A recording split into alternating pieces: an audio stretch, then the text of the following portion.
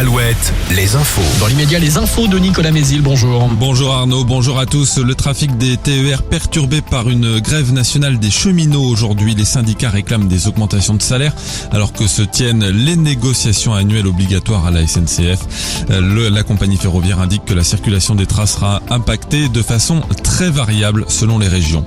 Le propriétaire de l'immeuble ravagé par un incendie à Saint-Nazaire dans la nuit de lundi à mardi a été placé en garde à vue. Le bilan du sinistre fait état d'un mort et un blessé grave, de personnes qui se sont défenestrées pour échapper aux flammes. L'immeuble suroccupé, selon le maire de Saint-Nazaire, avait fait l'objet de travaux de remise aux normes après un premier départ de feu en mai dernier. Près de 20 000 nouveaux malades du Covid en France ces dernières 24 heures. L'épidémie continue son accélération dans le pays avec un niveau jamais atteint depuis fin août.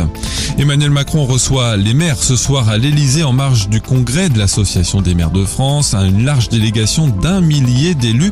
Avant cela, les 34 000 membres de l'association désigneront leur nouveau président qui succédera à François Baroin. Le résultat sera connu dans l'après-midi. Emmanuel Macron, lui, s'exprimera devant les maires de France demain après-midi. La fréquentation des cinémas ne retrouve toujours pas son niveau d'avant Covid. En octobre, elle était en recul de 30% par rapport au même mois de 2019 qui avait toutefois signé un record depuis 50 ans. Mais sur les 6 derniers mois, le nombre de spectateurs dans les salles obscures a chuté de 22% par rapport aux années précédant la crise sanitaire selon des chiffres de BFM TV.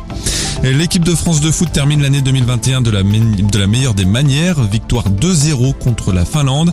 C'était le dernier match de qualification pour la Coupe du Monde. Les Bleus connaîtront leurs adversaires pour la phase de groupe du Mondial lors du tirage au sort qui aura lieu le 1er avril. En volley, Tours accueille les Néerlandais d'Apeldoorn ce soir pour les 32e de finale retour de la Coupe de la CEV, la petite Coupe d'Europe. Le TVB tentera de confirmer le succès obtenu à l'aller. Le temps toujours très nuageux et gris avec de la bruine localement, mais le soleil pourrait percer un peu plus en Bretagne et en Pays de la Loire.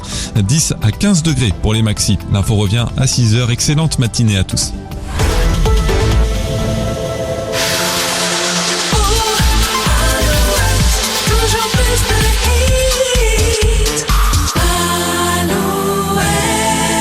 I've been holding on